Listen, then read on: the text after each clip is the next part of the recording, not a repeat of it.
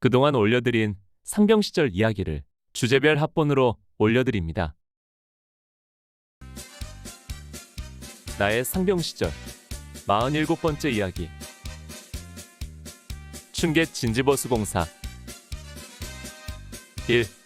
진지보수공사 준비. 적이 침략을 하여 조국이 전하에 휩싸이게 되면 군인들은 각각 자기에게 맡겨진 자기의 자리에서 생명을 바쳐 싸워야 합니다. 그곳이 바로 진지입니다. 그래서 각자가 맡은 진지를 또 다른 말로 거점이라고도 합니다. 내가 점거하여 끝까지 지켜야 할 지점인 것입니다. 전방 철책선을 지키는 전투사단은 각자가 담당한 철책선, 그 위치가 그들의 거점이고, 후방 지역의 부대들은 자기의 주둔지가 아닌 군사적 요지의 책임구역을 맡아 각각의 진지를 구축하고 있습니다. 만약 전쟁이 발발하면 전방 전투사단이 목숨 걸고 적을 막아내는 사이 후방의 각 부대는 전투 준비를 갖추고 자기의 진지로 신속히 투입하여 옥쇄할 각오로 싸워야 하는 것입니다. 앞서 이등병과 일병 시절 이야기에서 준비태세 비상훈련 이야기를 하면서 우리 부대의 진지에 대해서 몇 차례 소개한 바 있습니다. 사실 진지 위치는 군사 기밀에 속하기 때문에 함부로 말할 수 없지만 45년의 세월이 흐르다 보니 현재는 그곳을 어느 부대도 거점으로 삼고 있지 않기에 마음 놓고 옛 추억을 말할 수 있습니다. 몇 년 전 우리 전우회원 몇몇이 옛 진지에 올랐는데 거의 폐허가 되어서 겨우 흔적만 찾을 수 있었습니다. 우리의 진지는 인제읍 합강 너머에 있었습니다. 즉 인북천과 내린천이 만나는 꼭지점에 있는 한석산 줄기가 바로 우리의 진지였습니다. 덕산 이쪽 낮은 곳부터 9중대, 10중대가 능선을 따라 담당하였고 우리 11중대는 7, 800고지 되는 한석산 정상부 가까운 능선에 위치하고 있었습니다. 이 진지는 우리 선배님들의 엄청난 피와 땀이 서려 있는 곳이었습니다. 선임들에게 듣기로 이 진지는 1978년에 구축되었다고 합니다.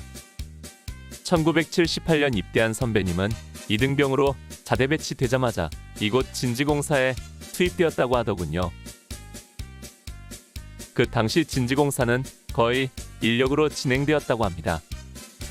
장비가 7, 800고지에 올라갈 수 없기 때문에 시멘트나 아주 무거운 것만 헬기로 수송하였고 나머지 자재와 연장 등은 모두 병사들이 등짐으로 져서 날랐다고 합니다.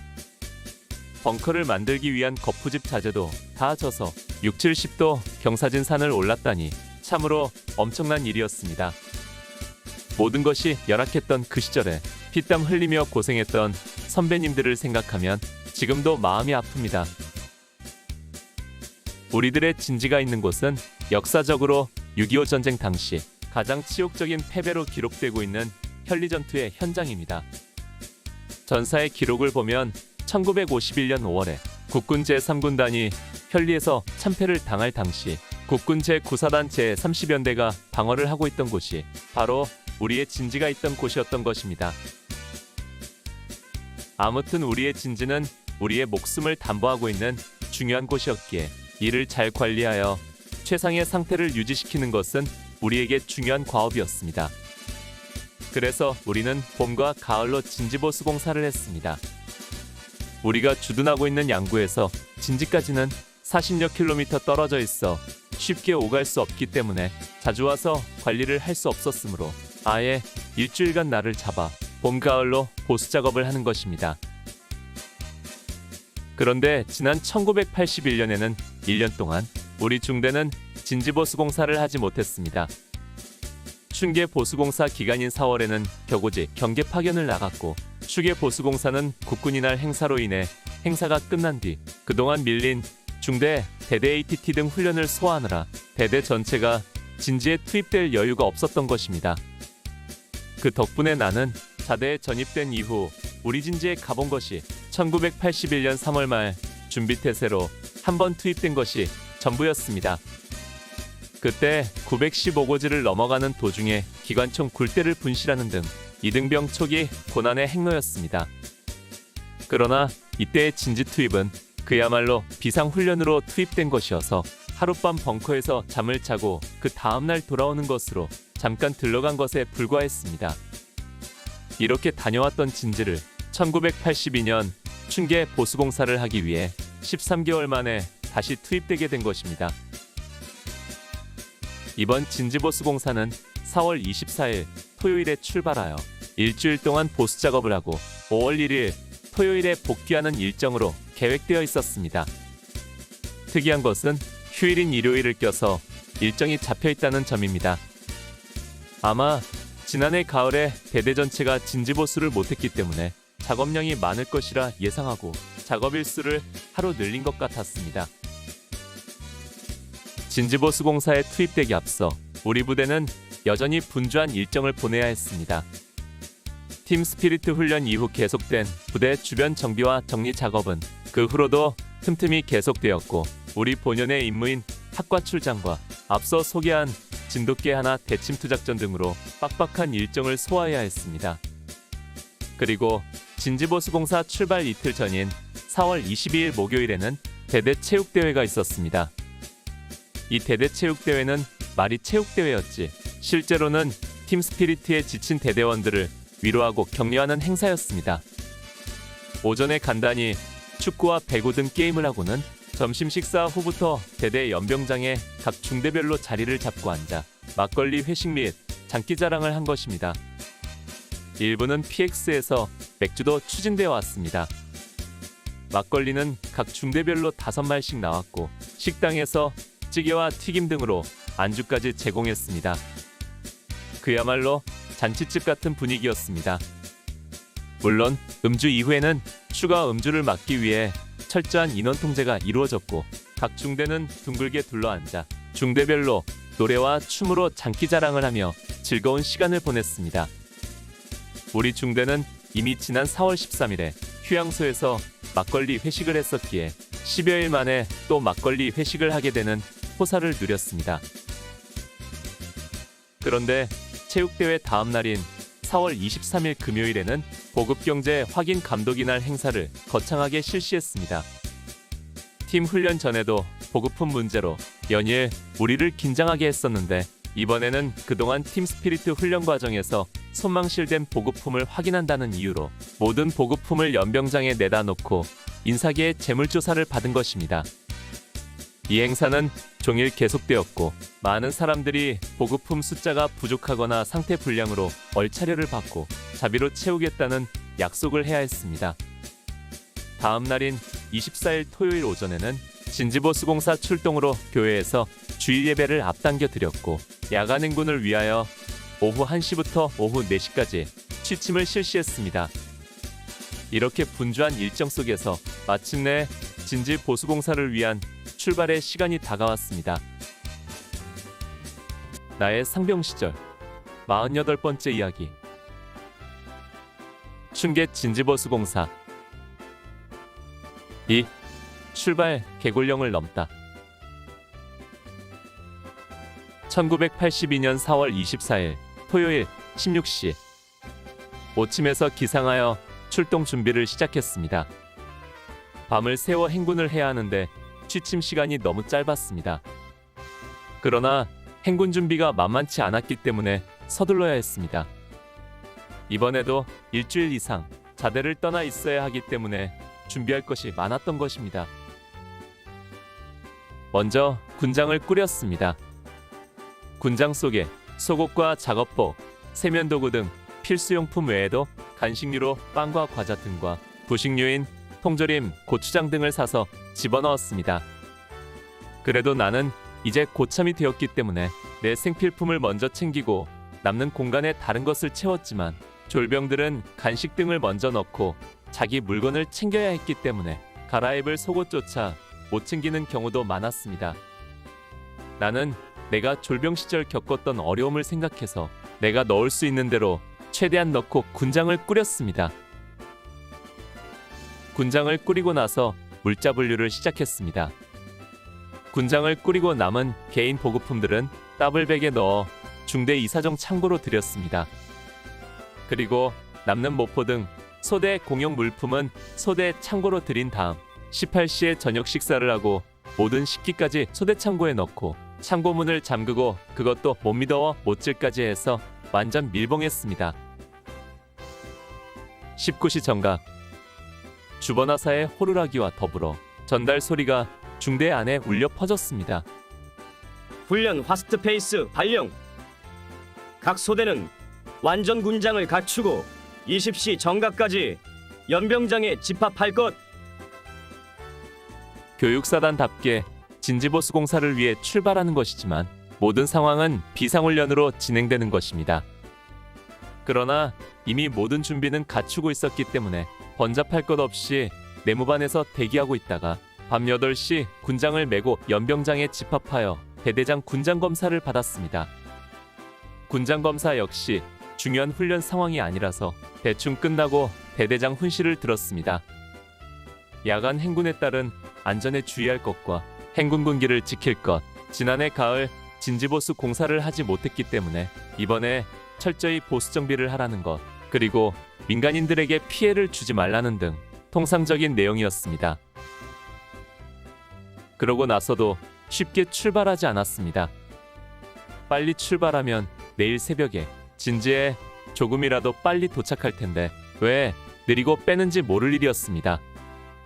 우리들은 내무반으로 다시 들어갈 수도 없어서 그냥 연병장에 군장을 벗어놓고 휴식하며 오늘 밤 고난의 행군을 생각했습니다. 밤 9시가 되자 이윽고 출발 명령이 떨어졌습니다.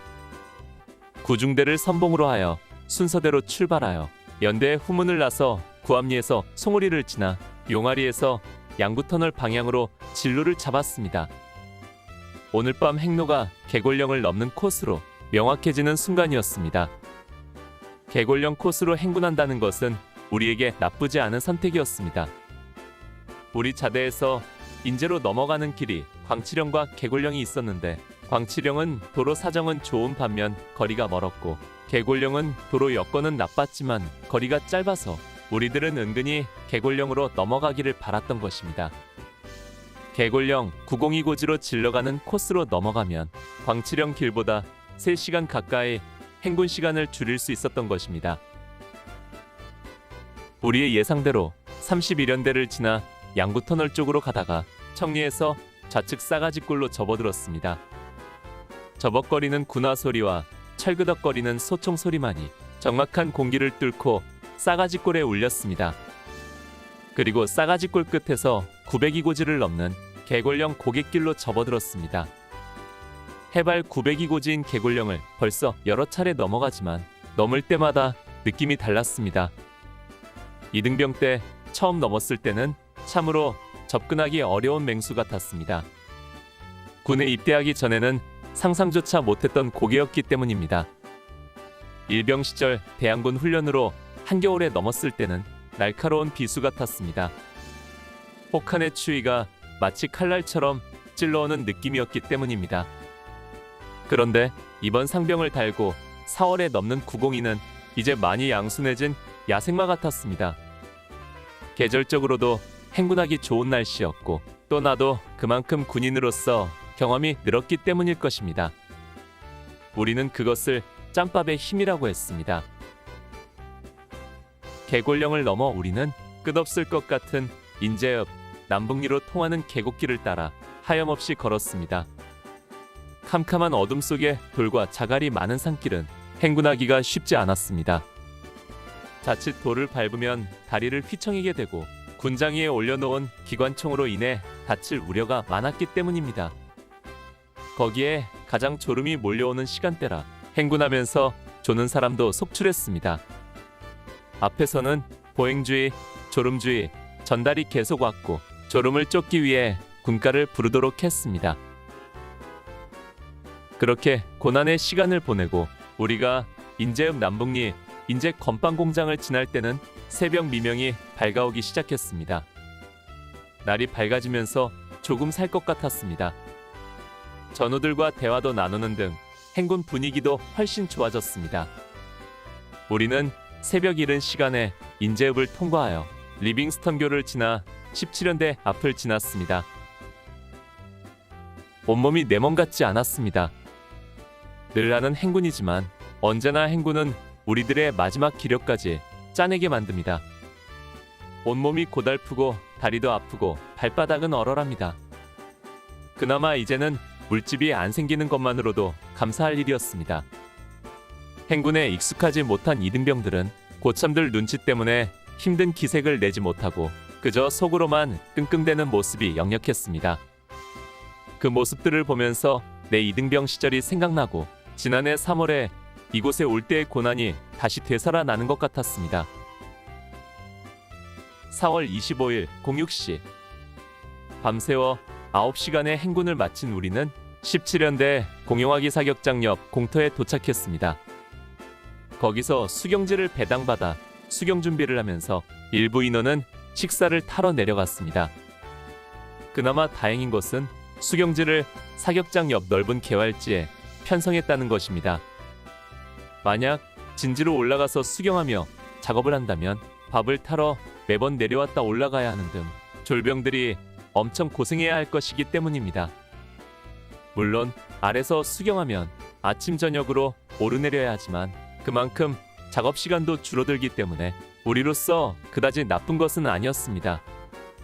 그렇게 수경지를 편성하여 텐트를 치고 오전 동안은 취침을 하며 밤새 행군한 몸의 피로를 다소나마 푸는 것으로 진지공사 첫날의 업무를 시작했습니다.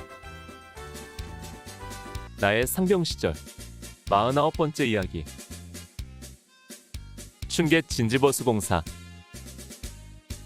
3. 진지버스공사. 1982년 춘계 진지버스공사를 위해 4월 24일 토요일 밤 9시에 자대를 출발한 우리는 개골령을 넘어 4월 25일 06시 인제 합강어귀의 진지 아래에 있는 17연대 공용화기의 사격장 옆에 공터에 도착했습니다. 그리 어려운 행군은 아니었지만 그래도 경사가 심한 개골령을 넘고 굵은 자갈이 많은 남북리 산길을 걷는 것이 만만치는 않았습니다. 무엇보다도 졸음과의 싸움을 해야 하는 야간 행군은 언제나 힘들었습니다. 그렇게 여명이 밝아오는 새벽 이른 시간에 집결지에 도착하여 각 중대별로 수경지를 배정받아 텐트를 치면서 그 사이 추진되어 온 아침밥을 먹었습니다. 그리고는 모두 텐트에 들어가 잠을 잤습니다. 우리 생각에 오늘 하루는 그렇게 쉬고 내일부터 진지보수 공사를 할 것이라고 생각했습니다.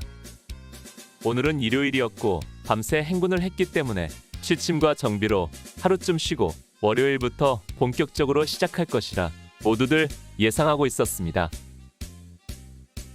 그러나 그게 아니었습니다. 오전 동안만 취침을 하고 오후부터 진지보수 공사를 본격적으로 시작한 것입니다. 우리들의 예상이 여지없이 무너지는 순간이었습니다.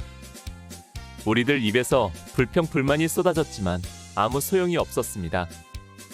우리의 불평이나 불만이 어떠한 상황 변화를 만들어낼 수 없다는 것을 우리 자신들이 더 잘 알고 있었기 때문입니다. 우리는 오전 동안 취침을 하고 점심 식사를 마친 뒤 단독군장에 판초오이만 둘둘 말아 한띠에 결속하고 소총을 각개로 등에 건 다음 삽과 단가 등 작업도구를 들고 진지로 오르기 시작했습니다.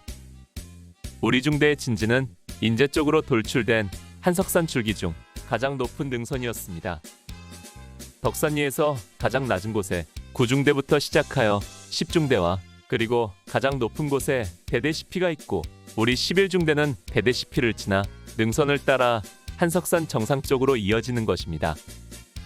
해발 700에서 800m 정도 되는 산악지대로 진지로 오르는 길은 60에서 70도 되는 급경사였습니다. 그러기 때문에 때로는 풀뿌리 나무뿌리를 잡고 기어올라야 하는 곳도 있을 정도여서 어젯밤 야간 행군의 노독이 풀리지 않은 우리들에게 진지에 오르는 것이 여간 힘든 것이 아니었습니다. 특히 이제 처음으로 진지에 와보는 2등병들에게는 더 말할 수 없는 고난의 행로였습니다. 졸병들은 경험도 적은데다가 고참들은 단독 군장에 빈몸으로 올라가지만 졸병들은 삽과 단가 등을 몇 개씩 들고 끙끙대며 올라가야 하니 더 힘들 수밖에 없었습니다. 그러다가 조금이라도 머뭇거리거나 지쳐서 헐떡이면 고참들은 소총 개머리판으로 등짝을 떠밀며 빨리 올라가라고 호령을 해대니 죽을 맛이었을 것입니다. 나도 이제는 상병이고 소대 내 몇 번째 안가는 고참축에 끼는 사람이었습니다. 내 동기들 위로는 양아무개 병장, 김아무개 병장과 서아무개 병장, 그리고 내사수 최상병과 총이분대 김아무개 상병 등 분대장들을 제외하고는 선임병들은 5명뿐이었습니다. 그리고 우리 동기가 3명, 우리 아래로는 10여 명의 후임병들이 있었습니다. 이제 우리 동기들도 고참이 되었다고 걸핏하면 후임병들을 다그치고 닥달을 했습니다. 눈짓만 해도 일병들이 알아서 이등병들을 다루고 시킬 정도가 되었는데도 여전히 으르렁대며 졸병들을 윽박지르는 것을 보며 개구리 올챙이적 생각 못한다는 속담을 생각했습니다. 수경지에서 우리 중대 진지까지는 1시간이 넘게 걸렸습니다. 우리 중대 진지는 바위가 많은 악산이었고 그 산의 8에서 9부 능선을 따라 교통으로 연결되어 있고 중간에 소총수들의 방어 참호와 소대 지휘 벙커와 기관총을 위한 벙커가 축성되어 있었습니다.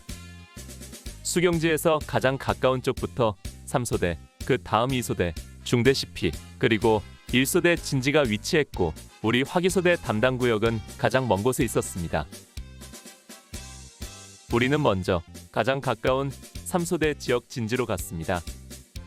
이번 진지보수 공사는 각 소대별로 따로 하지 않고 모든 중대원들이 한 지역에 투입되어 한꺼번에 그 진지를 보수하고 다음 날은 또 다른 소대 진지를 보수하는 식으로 진행했습니다. 이렇게 하면 아무래도 중대장과 간부들이 작업을 관리 감독하기가 수월하기 때문이고 또 우리가 지난해 진지보수 공사를 하지 못했기 때문에 교통호 등이 무너진 곳이 많아 인력이 많이 필요한 곳이 많다는 판단 때문인 것 같았습니다. 우리는 먼저 도착한 3소대 지역 교통호부터 치우기 시작했습니다. 지난 1년 동안 쌓인 낙엽과 무너져 내린 흙과 돌무더기들이 만만치 않게 많았습니다. 우리는 구역을 나눠 투입되어 낙엽을 걷어내고 무너진 곳은 돌과 흙으로 다시 쌓고 개인 참호 아래 파놓은 수류탄 방지구들을 청소하고 다시 깊이 팠습니다. 벙커 안도 깨끗이 청소하고 주변 위장도 살피고 정비를 했습니다. 4월의 한낮은 여름 못지않게 더웠고 작업까지 하려니 목이 말랐습니다. 수통에 담아온 물은 금세 다 마셨는데 산꼭대기라 물을 뜰 곳이 없었습니다. 그때 고참 중 한 명이 대대 CP를 지나서 조금 가면 물이 나오는 곳이 있다고 했습니다. 나는 처음에 그 말이 믿어지지 않았습니다. 이런 바위산 꼭대기에 무슨 물이 나오겠는가 싶었던 것입니다. 그런데 평소에 물을 많이 마시는 체질인 나는 목이 자꾸 말라 참기 어려워 속는 셈치고 한번 가보기로 했습니다. 분대원들의 수통 서너 개를 챙겨들고 그 사람이 알려준 대로 따라서 한참을 갔습니다. 대대 CP는 우리 중대 진지가 시작되는 지점에 가장 높은 곳 8분 능선쯤 되는 곳에 있었습니다. 10여 분을 가니 대대 CP가 나오고 그곳을 돌아 산자락 곁으로 난 길을 따라가니 정말 그곳은 전혀 다른 풍경이 펼쳐졌습니다. 약간 계곡 같은 지형의 바위산이라고 할 수 없을 만큼 습기를 머금은 검은 흙이 펼쳐져 있고 온갖 풀들이 자라고 있었던 것입니다. 그리고 그곳 중앙에 물이 솟아나는 손바닥만한 옹달샘이 하나 있었습니다. 참으로 신기했습니다. 이 700여 미터 고지의 바위산 꼭대기까지 물을 밀어올려 솟아나게 하는 자연의 위력에 감탄이 절로 나왔습니다. 주변 풍경으로 보아 이곳은 사시사철 물이 마르지 않고 솟아나는 곳임을 알 수 있었습니다. 이미 그곳에는 서너 명의 전우들이 와서 물을 뜨고 있었습니다. 그러나 솟아나는 물은 그 양이 많지 않아 쉽사리 뜰 수는 없었습니다. 한참을 기다려서야 겨우 수통 2여 개를 채울 수 있었습니다. 그나마도 빨리 가서 소대원들 목을 축이게 해야 되겠다는 생각에 다시 쟁걸음으로 돌아와 전우들에게 말하니 모두들 신기해하고 놀라워했습니다. 그 뒤로 이 우물은 우리들에게 요긴한 생명수가 되었습니다. 나의 상병 시절 50번째 이야기. 춘계 진지보수 공사. 4. 야외 목욕. 1982년 춘계 진지보수공사를 위해 인제에 도착한 첫날인 4월 25일 일요일. 우리들은 밤을 새워 행군하여 새벽에 진지 아래 집결지에 도착하였습니다. 그리고 곧이어 수경 준비를 한 다음 밤새 행군한 피로를 풀기 위해 잠을 잤습니다. 우리들은 첫날은 그렇게 휴식과 정비 시간을 주며 하루를 쉴 줄 알았습니다. 그러나 우리 부대가 그렇게 융통성 있는 곳이 아니었습니다. 우리들이 편하게 지내는 것은 절대 두고 보지 않는 노도부대 제2사단이었기 때문입니다. 우리들에게 주어진 휴식 시간은 오전뿐이었고 점심을 먹자 득달같이 작업 준비를 한 다음 진지보수공사를 위해 산을 오르기 시작했습니다. 1시간 정도 급경사의 산길을 올라 우리 중대 3소대 지역부터 무너진 교통호를 다시 수축하고 낙엽을 치우고 참호를 정비했습니다. 수류탄 방지구를 다시 파고 기관총 벙커와 소대 CP를 청소했습니다. 이 같은 진지보수 작업은 진지에 도착한 오후 2시부터 5시까지 3시간 동안 계속되었습니다. 밤새워 행군한 뒤에 제대로 쉬지도 못하고 다시 진지로 올라 작업을 하다 보니 모두들 지치고 힘들어했습니다. 게다가 4월 하순이었지만 한낮에 햇살 아래 작업하려니 무더웠고 땀도 많이 났습니다. 오후 5시 작업을 마치고 장비를 다시 챙겨들고 하산하기 시작했습니다. 어차피 내일 다시 사용할 것인데 장비들을 그냥 놔두고 몸만 내려오면 좋으련만 군대에서는 그런 융통성이 통하지 않았습니다. 그래도 하산길은 오르막보다는 수월해서 30여 분 만에 수경지에 도착했습니다. 그런데 수경지에 도착하자마자 전달이 왔습니다. 전체 전달. 대대장님 명령으로 전체 냇가에 가서 목욕을 실시한다. 각 소대는 텐트 감시 1명씩을 제외한 전 병력은 목욕 준비를 갖추고 즉시 집합할 것. 배도 고프고 몸도 괴롭고 만사가 다 귀찮아서 모두들 불평불만이 터져나왔습니다. 그래도 나는 시원한 물에 몸이라도 씻고 오면 피로가 풀릴 것도 같아 목욕을 다녀오기로 생각했습니다. 어젯밤 행군과 오늘 오후의 작업으로 인해 많은 땀을 흘렸기 때문에 온몸이 눅눅한 기분인지라 씻고 나면 아무래도 개운할 것 같았습니다. 우리들은 세면도구와 속옷 등을 챙겨들고 우리 수경지와 17연대 사이를 흐르고 있는 작은 개울로 갔습니다. 우리 진지가 있는 산 너머 계곡을 따라 덕산리 앞을 흘러 인북천으로 흘러드는 냇물이었는데 수량은 많지 않아도 오염원이 전혀 없는 정말 깨끗한 물이었습니다. 이 냇물에서 우리 대대 전 병력이 한꺼번에 목욕을 하도록 한 것입니다. 각 중대별로 지점을 할당 받아 흩어졌는데 우리 11중대가 가장 하류 쪽으로 마을에서 가까운 곳을 배당받았고 우리 화기소대는 그 중에서도 마을로 건너가는 다리 아래 자리를 잡았습니다. 냇물에 다리는 있었지만 냇가에 민가가 인접하여 가까이 있지는 않은 곳이었습니다. 또한 이 다리는 마을 주민들이 농사일을 위해 오갈 뿐 거의 통행이 없었습니다. 우리 모두는 누가 먼저 날 것 없이 옷을 홀랑 벗고 물속에 들어가 몸을 씻기 시작했습니다. 4월 말은 낮 시간이 점차 길어지는 시기인지라 태양이 막 서산으로 떨어져가는 황혼역 시간이었습니다. 이 어스름한 시간에 500여 명의 장정들이 실오라기 하나 걸치지 않고 물속에 들어가 목욕과 세탁 등을 하는 이런 풍경은 아무 곳 아무 때나 볼 수 있는 것이 아니었습니다. 완전 영화의 한 장면 같았지요.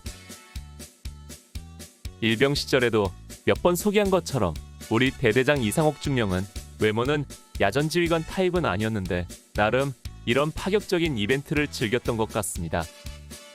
지난해 육격 훈련을 마치고 산악훈련장에 갔을 때도 가장 먼저 삼영산 계곡물에서 단체 목욕하도록 지시를 했고 사단항공대에서 국군이날 행사 연습을 할 때도 양구읍 앞을 흐르는 강물에 전 대대원이 단체 목욕을 하도록 했던 것입니다.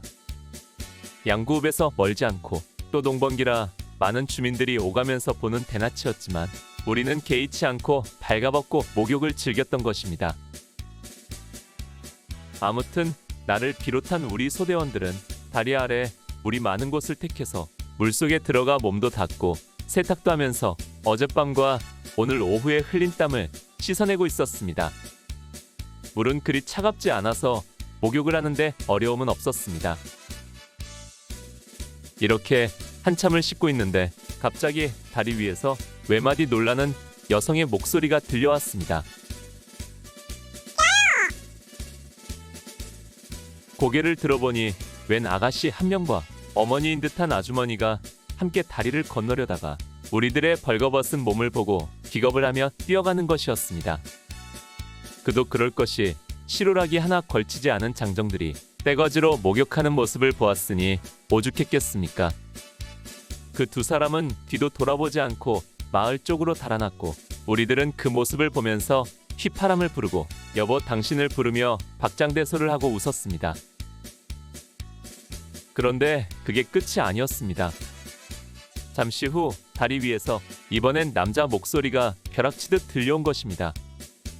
바라보니 아저씨 한 분이 뛰듯이 달려오면서 소리를 지르는 것이었습니다. 그 아저씨는 다리 위에 서서 우리를 보고 삿대질을 하며 소리를 지르기 시작했습니다. 야! 여기가 너네들 목욕탕이냐? 왜 여기서 지랄들을 하고 있냐? 아마 그 모녀가 집에 가서 놀란 사연을 이야기했고 그 아가씨의 아버지가 달려온 것 같았습니다. 아저씨는 다리 위를 이리저리 오가며 노발대발 소리쳤습니다. 그러나 아저씨가 그런다고 조금도 꿀릴 우리들이 아니었습니다. 우리는 더 크게 웃고 휘파람을 불며 알몸을 드러내놓고 물을 끼얹으며 조금도 개의치 않았습니다. 그러자 얼마 동안 소리 지르던 그 아저씨도 제풀에 지쳤는지 어느새 가버리고 말더군요. 수백 명이나 되는 군인들을 어떻게 해볼 도리가 없었을 것입니다. 지금 돌이켜 생각하면 그때는 어떻게 그리했는지 웃음밖에 안 나오지만 그 당시에는 그렇게 하는 것이 무슨 전쟁에서 승리한 것 마냥 무용담이 되어 회자되곤 했습니다. 아마 지금 같으면 유튜브에 동영상이 뜨고 TV방송, 뉴스에 나올 법한 일이었지요. 아마도 엄청난 비난을 받고 지휘관은 문책을 받는 등 꽤나 큰 후폭풍이 있었을 것입니다. 아무튼 이렇게 목욕을 끝내고 수경지로 돌아오니 18시 30분. 곧바로 저녁 식사를 타다 먹고는 고단한 하루 일과를 마감하면서 일찌감치 잠자리에 들었습니다. 나의 상병 시절 51번째 이야기. 춘계 진지보수공사. 전투 체력의 날. 1982년 춘계 진지보수공사는 연일 계속되었습니다. 야전에 나와 있었지만 기본적인 일과는 자대에서와 같았습니다. 공육 시에 기상하여 일조점호를 하고 수경지에서 나와 현리로 가는 길을 따라 합강 어기까지 왕복하는 아침 구보를 실시했습니다. 그러고 나서 아침 식사를 하고 곧바로 점심 식사와 반찬을 타서 반합에 담아들고 단독 군장에 작업도구를 들고 진지로 오르기 시작합니다. 점심 식사를 하러 내려왔다 다시 올라가려면 시간이 오래 걸리기 때문에 아침에 미리 중식을 타가지고 올라가는 것입니다. 그러나 이것도 애물단지였습니다. 중식은 분대당 밥 2반합, 국 2반합, 그리고 반찬 1반합 등 모두 5반합이나 되기 때문에 5명이 하나씩 나눠 들어야 했습니다. 거기에 소총과 작업도구까지 챙겨 들고 맨몸으로도 오르기 힘든 60-70도의 급경사 길을 올라가야 하는 것입니다. 우리는 소총을 등 뒤에 각개로 메고 한 손은 작업도구를 들고 한 손은 반합을 들고 비탈길을 1시간 넘게 걸어 올라야 했습니다. 그러다 보니 진지에 오르면 작업을 시작도 하기 전에 지쳐버리고 말았습니다. 그래도 우리는 올라야 했습니다. 우리는 내 임의로 아무것도 할 수 없는 군인이고 그리고 우리가 맡은 임무가 산 위에 올라야만 수행할 수 있었기 때문입니다. 본격적인 진지보수공사 이틀째인 4월 29일 월요일에는 어제 작업했던 3소대 지역 진지를 다시 살펴보고는 2소대 지역으로 이동하여 역시 교통호와 개인 참호 그리고 기관총 벙커 등을 보수하고 청소하는 작업을 계속했습니다. 낮이 되면서 기온이 급격하게 올랐습니다. 4월 말이었지만 기온은 벌써 초여름 날씨였습니다. 작업 자체는 그리 힘들지는 않았지만 기온이 오르자 땀도 많이 나고 기운도 빠지는 느낌이었습니다. 점심 식사는 아침에 싸가지고 온 밥과 반찬으로 나눠 먹고 남은 시간은 제각각 흩어져서 낮잠을 한숨 잤습니다. 청량한 바람이 불어오는 4월에 산자락 양지 바른 곳에 나뭇잎을 긁어다가 만든 폭신한 잠자리에서의 짧은 낮잠은 그야말로 꿀맛 같았습니다. 오후 1시에 기상하여 다시 작업을 시작하였고 이날 2소대 지역을 마무리한 뒤 1소대 지역에 투입되어 일부 작업을 하다가 4시 30분 작업을 종료하고 하산하기 시작했습니다. 수경지에 도착하여 세면도구를 챙겨 들고 어제 그 개울로 가서 손발을 씻고 세수를 한 뒤 돌아와서 저녁 식사를 했습니다. 밤에는 모처럼 소주 추진을 보내서 아딸딸하게 소주 한 잔도 하고 기분 좋게 잠자리에 들었습니다. 4월 27일은 화요일이었지만 모든 일정이 하루씩 당겨서 진행되는 것인 만큼 이날은 평소 수요일처럼 일정이 잡혔습니다. 야전이었지만 오늘은 전투 체력의 날로 편성한 것입니다. 오전 2시간 동안에는 정원 교육으로 중대장 교육이 있었고 남은 2시간은 전투 체력 교육으로 태권도를 했습니다. 1982년 들면서 가장 강화된 교육이 바로 태권도였습니다. 그동안에도 태권도는 수요일 전투 체력의 날에 거의 빠짐없이 실시되었는데 1982년에 접어들면서 실제적이고 구체적인 태권도 교육 강화 방침이 내려온 것입니다. 즉 백병전 같은 단병접전에서 적을 제압하기 위해서는 태권도 같은 무술로 평소에 단련되어 있어야 한다는 상부의 판단하에 모든 전투병력을 태권도 유단자화시키라는 교육 목표가 내려온 것입니다. 이때부터 태권도의 교육 방법이 바뀌기 시작했습니다. 그동안의 태권도 교육은 주로 태극권 품새를 배우고 기본적인 발차기 등을 주로 연습했습니다. 그러던 것이 1982년에 들면서는 공격적인 무술을 수련하라는 상부의 지시에 따라 공격적인 발차기를 중점적으로 훈련하도록 했습니다. 그래서 발차기 중에서도 가장 중요하게 가르친 것이 옆차기였고 그 다음으로 호미찍기라고 불리던 들어찍기를 많이 연습했습니다. 특히 승급심사에서 옆차기를 가장 중요하게 본다고 해서 그것을 주로 연습했습니다. 이 발차기를 잘하기 위해서는 먼저 해야 할 것이 있었으니 바로 다리찢기였습니다. 발차기를 할 때 다리가 최대한 높이 올라가도록 다리 가랑이 사이를 벌려주는 것이 다리찢기입니다. 다리찢기 방법은 몇 가지가 있었습니다. 우리가 가장 많이 사용한 방법은 먼저 두 사람이 서로 다리를 벌린 채로 마주보고 앉아서 발을 서로 맞댄 뒤 손을 맞잡고 점점 다가앉으면서 다리가 점점 벌어지도록 하는 방법입니다. 두 사람의 사이가 점점 가까워질수록 다리는 더 벌어지게 되는 것이지요. 이 방법 외에도 다리를 벌리고 앉아있는 사람의 등을 다른 사람이 누르는 방법도 있었습니다. 등을 힘껏 눌러서 다리가 점점 벌어지게 만드는 것입니다. 또 다른 방법으로는 두 사람이 마주보고 한 사람은 앉은 자세에서 서 있는 사람의 한쪽 다리를 앞 사람 어깨에 올리면 앞 사람이 그 다리를 잡고 점점 일어서는 것입니다. 앞 사람이 점점 높이 일어날수록 어깨에 올린 다리는 점점 높아지게 됩니다. 이 같은 다리찢기는 처음에는 고문과도 같았습니다. 점점 굳어가는 가랑이 사이를 억지로 벌리려니 그 고통이 상상 이상이었던 것입니다. 정말로 눈물이 쏙 나올 정도로 아팠고 또 그 후유증으로 처음 하루 이틀은 걸음걸이를 절룩여야 하기도 했습니다. 그러나 그런 고통의 효과는 놀라웠습니다. 나처럼 운동신경이 발달하지 못한 사람도 다리찢기를 하고 발차기를 하면 발이 쉽게 올라가는 것입니다. 그래도 나는 이런 태권도 시간이 참으로 곤혹스러웠고 그래서 될 수만 있으면 태권도를 열애하려고 애썼습니다. 아무튼 팀 스피리트 훈련을 나가기 전부터 이렇듯 강화된 태권도 교육을 받았는데 진지보수공사를 나와서도 태권도는 빠지지 않고 실시된 것입니다. 그러나 평평한 연병장도 아닌 자갈 많고 잡초가 자라는 평지에서 소대별로 흩어져 하는 교육이 제대로 될 리는 없었습니다. 이렇게 오전 2시간 동안 어영부영 태권도 교육을 하다가 교육을 끝내고 수경지로 돌아와 점심을 먹었습니다. 나의 상병 시절 52번째 이야기. 춘계 진지보수공사 6. 거점 방어 사격. 1982년 4월 27일 화요일. 앞서 말한 것처럼 이날 오전은 정신교육과 전투 체력을 단련하고 점심 식사를 하고 오후가 되자 전달이 왔습니다. 오후에는 거점 방어 사격을 실시한다.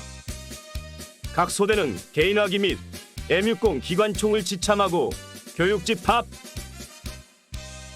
나는 진지보수공사에 처음 참가하는 것이기 때문에 거점 방어 사격이라는 용어를 처음 들었습니다. 그러나 그 말의 뜻은 쉽게 이해가 되었습니다. 바로 우리의 거점인 진지에서 실전을 가상하여 직접 사격을 한다는 뜻입니다. 그러니까 그동안 우리가 자대에서 해온 사격이 연습 사격이라면 오늘의 이 사격은 실전 사격인 셈입니다. 나는 진지에서 직접 사격한다는 것에 호기심도 생기고 기대감도 느껴졌습니다. 6.25 때 참호에서 방어를 하며 밀려오는 적들을 향해 사격을 하던 선배 전우님들의 모습이 상상되기도 했습니다. 우리는 작업도구 대신 소총과 기관총을 들고 집합하여 진지로 오르기 시작했습니다. 그런데 오늘 거점 사격은 우리 중대의 진지가 아니라 10중대 지역 진지에서 실시된다고 했습니다. 아마 대대에서 통합 통제하기 위해 한 곳에서 사격을 실시하는 것 같았습니다. 10중대 진지는 우리가 오르내리는 길을 중심으로 우리와 반대쪽인 좌측에 있었습니다. 산자락이 좌측 덕산리 방향부터 서서히 높아지는 지형이어서 우리 중대보다 훨씬 낮은 위치라 오르내리는데 크게 힘들지 않았습니다. 매번 1시간 이상 급경사 길을 오르내리는 우리로서는 9중대나 10중대가 부러웠습니다. 10중대 진지는 굵은 소나무 숲을 등 뒤에 두고 방어진지가 편성되어 있었습니다. 진지 전면 아래쪽으로는 깊은 계곡을 따라 이틀 전 우리가 단체 목욕을 했던 덕산천 시냇물이 흐르고 그 시냇물을 따라 비포장도로가 실처럼 하얗게 이어지고 있었습니다. 간간히 버스도 다니고 민간인들도 통행하는 그런 길이었습니다. 바로 그 방향을 향해 실제 사격을 가하는 것입니다. 나는 혹시 민간인들이라도 지나다가 피해를 입지 않을까 염려스러웠습니다. 이곳은 때로 지역 주민들이 약초나 송이버섯을 채취하러 올라오기도 했기 때문입니다. 그러나 소대장 이야기로는 미리부터 철저하게 차량 통제를 하고 또 이장들을 통해 사전에 주민들 출입 통제를 요청했기 때문에 피해가 생길 일은 없다고 했습니다. 요즘처럼 외지인들의 출입이 거의 없는 시절이었기 때문에 가능한 작전일 것입니다. 계곡 아래에는 각 거리마다 표적지가 세워져 있었습니다. 소총용으로 200, 300, 400m 표적지였고 기관총용으로는 500, 600, 700m 표적지였습니다.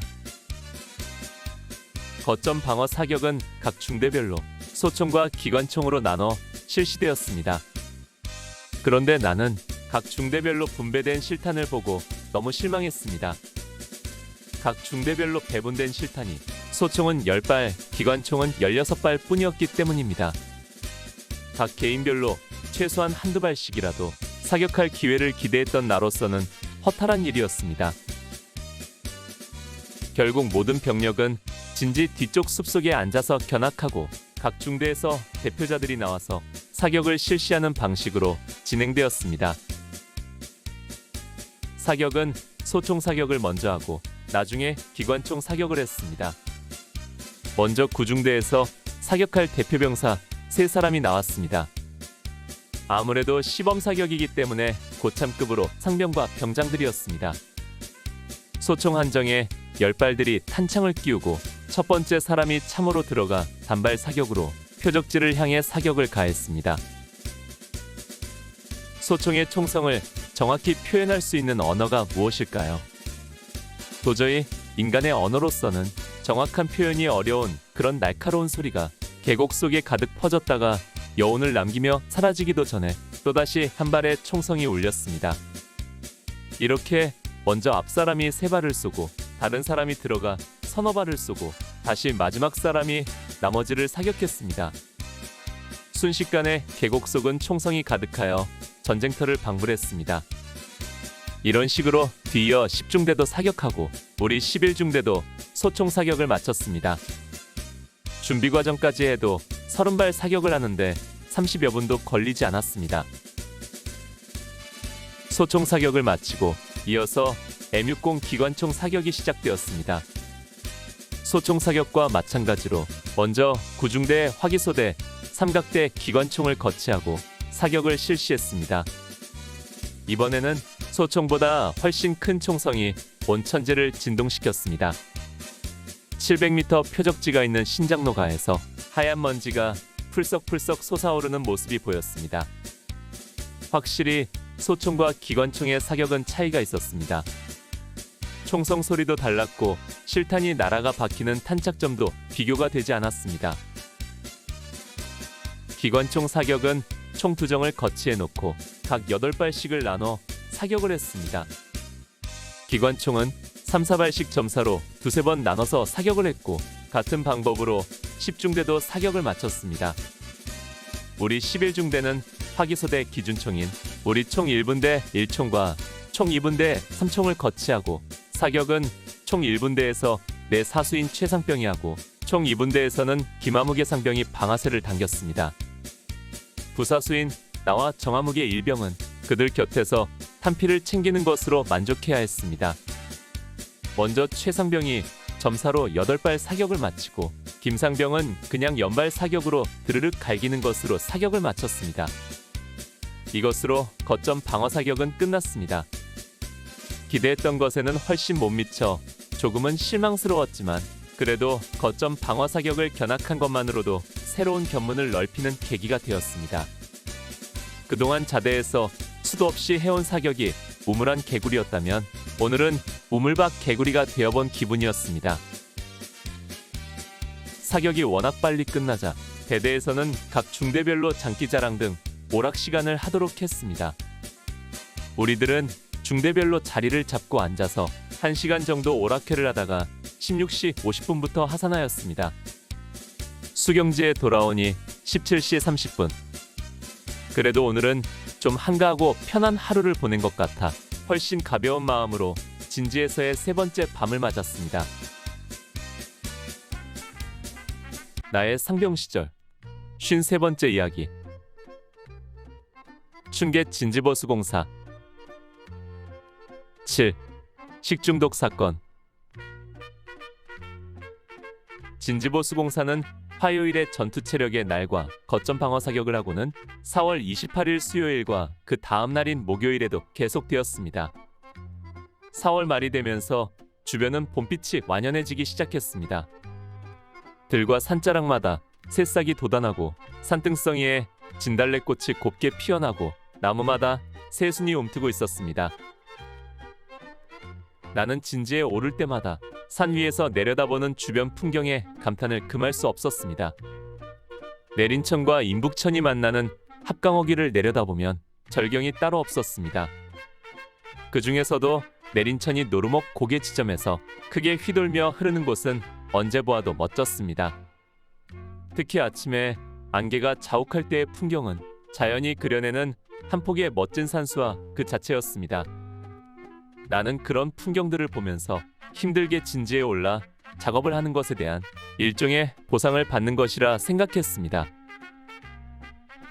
또 하나 이때 진지에서의 즐거움이 있었는데 그것은 바로 두릅입니다. 우리 진지가 있는 능선에 돌무더기가 있는데 그 주변으로 두릅나무가 많이 있어서 날마다 두릅을 따서 먹을 수 있었던 것입니다. 산꼭대기다 보니까 아래쪽보다는 좀 늦게 두릅 새순들이 꽃처럼 피어나고 있었습니다. 우리들은 그 두릅을 따다가 살짝 데쳐서 고추장을 찍어 먹든지 아니면 아예 데쳐서 고추장에 버무려 나물을 만들어 먹었는데 정말 그 맛과 향이 환상적이었습니다. 이 두릅을 가장 좋아하는 사람은 바로 우리 소대 선임하사인 방중사였습니다. 그는 현장에서 먹는 것으로 만족하지 않고 그것들을 따서 집으로 가져갈 생각을 했습니다. 욕심 많은 그는 전령인 정화묵의 일병을 데리고 두릅 따는 일만 했습니다. 얼마나 많이 땄는지 60mm 박격포 위장망 주머니에 거의 절반 이상 채웠습니다. 전령인 정일병은 그걸 보면서 걱정이 태산 같았습니다. 소대장 짐을 책임지고 있는 그로서는 그걸 짊어지고 복귀해야 할 수도 있었기 때문이었습니다. 그는 점차 늘어나는 두릅 보따리를 보면서 한숨만 내쉬었지만 그렇다고 소대장에게 그만 따자는 말도 할 수 없었습니다. 그런데 그런 그의 걱정은 기우에 불과했습니다. 소대장이 취사장 선임하사를 어떻게 꼬드겼는지 그것을 취사장 치중차에 실어 보내기로 했기 때문입니다. 아마 두릅을 서로 나누기로 했는지도 모를 일입니다. 아무튼 방중사는 그걸 갖다가 동네 잔치를 했는지 어쨌는지 모르지만 엄청난 양을 따간 것은 사실입니다. 진지보수공사도 거의 끝나가던 4월 29일 목요일, 이날 오후에 뜻하지 않았던 일이 벌어졌습니다. 바로 점심에 먹은 미역국이 상해서 많은 사람들이 식중독에 걸린 것입니다. 그날도 여느 때와 마찬가지로 아침 식사를 마치고 다시 점심 식사를 수령하여 진지로 올랐습니다. 그렇게 오전 작업을 하고 점심 식사를 하는데 그날의 점심에 나온 국이 바로 미역국이었습니다. 점심에 국을 먹는데 조금 상한 느낌이 들었지만 군대에서 이것저것을 가리고 먹을 계제가 아니라서 모두들 그냥 먹었습니다. 사실 야전에서 식사를 할 때 그런 것을 따지다 보면 먹을 것이 별로 없었지요. 군대 말로 주면 주는 대로 먹는다가 진리였습니다. 그런데 그 미역국이 상해 있었던 것 같습니다. 4월 말이 되면서 낮 기온은 한여름 못지않게 뜨거웠습니다. 한낮에 폭사하는 태양 아래 몇 시간을 놓아둔 미역국이 상한 것 같았습니다. 아니면 아침부터 상태가 안 좋았을 수 있습니다. 야전에 설치된 취사장 시설이 한꺼번에 전 대대원이 먹을 두 끼 입은 식사를 취사할 수 없기 때문에 점심 국을 미리 끓여서 퍼놓고 있다가 주었을 것이기 때문입니다. 그렇게 오랜 시간 방치된 미역국이 사건을 일으키고 만 것입니다. 아무튼 그렇게 점심 식사를 마치고 제각각 흩어져서 휴식하며 오침을 한 뒤 오후 1시부터 작업을 시작했는데 이때부터 한 명 두 명 배탈난 병사들이 나오기 시작했습니다. 처음에는 배가 살살 아프다고 하더니 나중에는 설사가 나와서 작업을 못하고 연신산 너머로 볼일을 보러 가는 사람들이 늘어났습니다. 처음에는 예사롭게 생각하고 작업을 진행하던 중대장과 간부들도 상황이 심각해지자 대대본부로 연락을 했고 우리 중대뿐 아니라 대대 전체가 문제가 생겼다는 것을 알게 되었습니다. 대대에서는 작업을 중단하고 철수하여 수경지로 돌아오라는 명령을 하달했고 우리들은 작업 도구들을 챙겨 하산했습니다.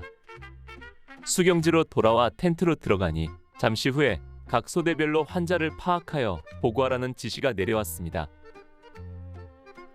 나는 다행히 큰 문제가 없었습니다. 지난번 팀 스피리트 훈련 막판에 복통에 몸살로 홍역을 치렀기 때문에 내심 걱정을 했는데 나는 배도 아프지 않고 설사도 나오지 않았습니다. 그러나 우리 소대 전후 7, 8명이 환자로 분류되었고 우리 분대에서도 평소 체력 좋고 운동 잘하던 이총사수 소나무계 상병이 덩치에 어울리지 않게 설사를 하며 복통과 몸살 증세를 호소했습니다. 우리 중대 전체로는 환자가 47명에 달했습니다. 작업에 참여한 중대원의 절반 가까이가 식중독에 걸린 것입니다. 이들은 즉시 격리되었습니다. 그들은 개인 세면 도구들만 가지고 대대로 갔고 대대에서는 따로 지정한 곳에 그들을 수용한다고 했습니다. 그들을 신속하게 격리한 것은 환자 중 일부가 열이 나고 몸살 증세가 나타나는 등 수인성 전염병 증세를 나타내고 있었기 때문이었습니다. 이 일로 부대 안이 술렁거렸습니다. 여러 가지 이야기도 나왔습니다. 정말 장티푸스나 콜레라 같은 법정 전염병이 퍼졌다면 남아있는 우리들도 모두 검사받고 격리에 수용되어야 할 것이라고도 했습니다. 그러나 이 일은 더 이상 확대되지 않았습니다. 저녁 때가 되자 대부분의 병사들의 증세가 호전되어 소속 부대로 복귀했고 증세가 심한 10여 명만 의무대에 남아 있었는데 그들도 다음 날인 금요일 오전에 모두 돌아왔습니다. 다행히 일반적인 식중독이었던 것입니다. 이 일로 인하여 식사 문제에 대해 많은 경각심을 일깨워 주었습니다. 대대에서도 취사장에 대해 문책하고 한동안 먹거리에 대한 교육이 실시되고 조금이라도 의심스러운 음식은 먹지 말라는 지시가 연이어 내려왔습니다.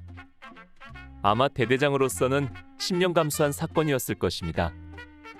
다행히 야전에서 벌어진 단순한 식중독이었기에 상부로 보고하지 않고 대대 차원에서 해결했기 망정이지 만약 사건이 커져서 환자가 후송이라도 가고 상급 부대에서 알게 되었다면 대대장까지도 문책받는 것은 빤한 일이었기 때문입니다. 나의 상병 시절 54번째 이야기. 춘계 진지버스공사 8. 복귀. 1982년 춘계 진지버스공사도 이제 말년이 되었습니다. 작업 끝 무렵에 발생한 식중독 사건은 대대 전체를 뒤숭숭하게 만들었습니다. 4월 29일 목요일 오후에 시작된 식중독으로 인하여 이날 작업을 조기에 마치고 하산하여 환자들은 격리 수용되고 나머지 사람들도 불안한 마음으로 텐트에서 대기했습니다. 다행히 저녁때가 되자 격리했던 환자들이 대부분 증세가 호전되어 텐트로 돌아왔고 증세가 심한 몇 명만 의무대에 격리되었다가 그들도 다음날 아침에는 모두 돌아오므로 식중독 사건은 일단 마무리되었습니다. 1982년 4월 30일 금요일. 이제 우여곡절 많았던 1982년 춘계 진지보수 마지막 날입니다. 어제 식중독의 후유증이 아직 남아있는 사람들도 있었지만 우리들은 어김없이 진지로 올랐습니다. 진지보수공사 마무리 작업을 위해서였습니다. 그동안 작업한 것을 돌아보고 미진한 부분을 손보는 작업이었지만 그야말로 흉내만 내는 정도로 대충하고 오전 중으로 모든 작업을 마치고 철수했습니다. 이것으로 많은 이야깃거리가 있었던 1982년 춘계 진지보수공사는 모두 마친 것입니다. 우리는 수경지로 돌아와 점심을 먹고 야간 행군을 대비하여 휴식하며 오후 4시까지 취침을 했습니다. 나는 일주일 동안 묵었던 이곳을 떠나려니 조금은 아쉬운 생각이 들었습니다. 계절적으로 야전 생활하기 딱 좋은 계절이었고 또 나도 이젠 어느 정도 고참이 되었기에 야전 생활에 어려움이 없었기 때문입니다. 또한 작전을 뛰는 훈련이 아니라서 수경지를 철거하고 이동하는 일 없이 한 곳에서만 생활했기 때문에 어렵지 않은 야전 생활이었습니다. 다만 날마다 진지에 오르내리는 어려움은 있었지만 그래도 진지에 한번 오르기만 하면 거의 경치나 구경하며 시간을 보내는 것이 하루 일과였습니다. 처음 하루 이틀 정도만 작업다운 작업을 했고 그 후로는 그리 크게 작업할 것이 없었기 때문입니다. 그래서 나는 많은 사진도 찍고 글도 많이 썼습니다. 우리들은 16시 정각에 기상하여 철수 준비를 하기 시작했습니다. 즉시 텐트를 철거하고 전장 정리를 한 다음 저녁 식사를 했습니다. 그리고 전 대대병력이 집합하여 대대장의 강평을 들었습니다. 대대장은 어제의 식중독 사건을 의식해서인지 별다른 지적사항 없이 오늘 밤 복귀행군 시 안전에 유의할 것을 당부하는 선에서 짧은 강평을 마쳤습니다. 1982년 4월 30일 금요일 18시 30분 마침내 자대를 향해 복귀행군을 시작했습니다. 복귀행군로는 올 때와 마찬가지로 900이 고지를 넘는다고 했습니다. 902고지를 넘는 개골령 행군로가 급경사로를 오르내리는 어려움은 있지만 그래도 행군거리가 광치령에 비해 짧아서 우리로서도 나쁠 것은 없었습니다. 다만 도로 여건이 버스가 다니는 광치령에 비해 자갈이 많고 좁은 길이라는 것이 흠이었습니다. 우리는 수경지를 떠나 17연대 앞에서 리빙스턴교를 건너 좌회전하여 인제읍 쪽으로 행로를 잡았습니다. 산자락에 가려 해는 보이지 않았지만 아직은 주변이 환했습니다. 리빙스턴교를 건너 을지검문소에서 인제읍에 이르는 도로는 우리들의 기대감을 갖게 하는 곳이었습니다. 바로 때가 봄소풍철이라 설악산을 오가는 소풍객들이 행군하는 군인들을 보면 먹을 것을 던져주기 때문입니다. 특히 여고생들이 탄 차가 지나가면 먹을 것과 함께 주소까지 적어 던져주는 대담한 학생들도 있어서 더욱 기대감을 갖게 했습니다. 그러나 이날도 관광버스 몇 대가 지나가긴 했지만 별다른 소득은 없었습니다. 우리는 어둠이 깃드는 저녁 시간에 인제읍 중심을 관통하여 902고지로 오르는 남북리 길로 접어들었습니다. 휘황한 불빛 아래 흥청대는 인제읍의 풍경을 보며 참으로 세상은 불공평하다는 생각을 했습니다. 누구는 술집에 앉아 얼큰하게 취해 있는데 우리는 밤새워 산악을 행군해야 하기 때문입니다. 우리들이 이 고생을 하기 때문에 자기들이 자유를 누리며 음주 가물을 즐기고 있다는 사실을 저들이 알기나 할 것인지. 인제읍에서 남북초등학교 분교가 있는 902 초입까지 이르는 길은 완만한 오르막 경사길에 민가가 거의 없는 고독한 길입니다. 좌우로 키 큰 나무들이 있어 하늘만 좁게 보일 뿐 어둠은 더욱 짙은 길이었습니다. 오로지 발밑에 자갈 밟히는 소리만이 우리의 벗이 될 뿐이었습니다. 이렇게 완만한 길을 가다가 개골령이라 불리는 902고지로 오르는 길이 시작되면 거의 등산 수준의 급경사 길을 올라야 합니다. 그리고 그 너머 내리막길은 그보다 더 심한 급경사였습니다.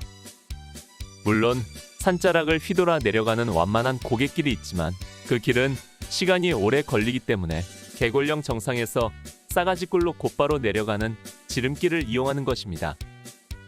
게다가 이 길은 물이 나는 구간이 있어서 어둠 속에 자칫 미끄러지기 쉬웠습니다. 우리는 계속 미끄럼 주의를 뒤로 전달하면서 조심스럽게 고개를 내려왔습니다. 늘 하는 이야기지만 우리 같은 화기소대는 이럴 때가 가장 곤혹스럽습니다. 일반 소총수들은 군장의 개인 화기만 가지고 행군하면 되지만 우리는 기관총이나 삼각대나 예비총열 주머니 그리고 박격포와 포판 등을 군장 위에 올리고 행군해야 되기 때문입니다. 무거운 장비들을 군장 위에 올리고 급경사 길을 오를 때는 그것들이 뒤에서 당기는 것 같고 내려갈 때는 위에서 내리밀어 미끄러지게 만들곤 하는 것입니다. 그래서 자칫 잘못하면 기관총이나 박격포에 의해 목을 다칠 염려가 있기 때문에 여간 신경 쓰이는 것이 아니었습니다. 우리는 풀뿌리, 나무뿌리, 돌부리 등 잡을 수 있는 것을 모조리 잡으며 때로는 미끄럼을 타면서 고갯길을 내려왔습니다. 개골령을 넘으면 곧바로 싸가지 꼴길이 이어집니다. 이곳은 분위기가 인제와 사뭇 다릅니다. 인제 쪽 길이 검고 음습한 길이라면 싸가지 꼴길은 희고 밝은 분위기입니다. 계곡도 넓고 길바닥도 마사토와 흰색 돌들이 많아서 밤중에도 주변이 훨씬 밝은 것입니다. 그리고 이 길에는 군데군데 군사 시설물들이 있어 경비 근무하는 초소들도 있기 때문에 적막함도 훨씬 덜했습니다. 그러나 무엇보다도 여기까지 오면 자대가 가깝다는 점에서 훨씬 마음이 편해지는 곳이기도 했습니다. 비록 길바닥에 돌이 많아 걷기 불편하고 길고 적막한 길이지만 우리들은 목청껏 군가를 부르면서 졸음을 쫓아내며 자대를 향해 한 걸음 한 걸음 거리를 좁혀갔습니다. 싸가지골을 벗어난 우리는 마산이 뒷산길로 질러서 도촌리로 빠졌습니다. 국도를 따라 용아리로 도는 것보다 1시간 가까이 시간을 줄일 수 있는 노선이었습니다. 그렇게 최단 거리를 행군하여 마침내 우리 대대 연병장에 도착한 시간이 새벽 2시. 7시간 30분 행군을 마치고 우리의 보금자리로 돌아온 것입니다. 연병장에 집합하여 간단한 인원 점검을 마치고 즉시 내무반으로 들어가 그대로 취침을 시작했습니다. 그리고 이것으로 1982년 춘계 진지보수공사의 대단원이 마치게 된 것입니다. 오늘 추억여행에 함께 해주셔서 감사합니다. 다음 이야기를 기대해 주시고 구독과 좋아요 부탁드립니다. 당백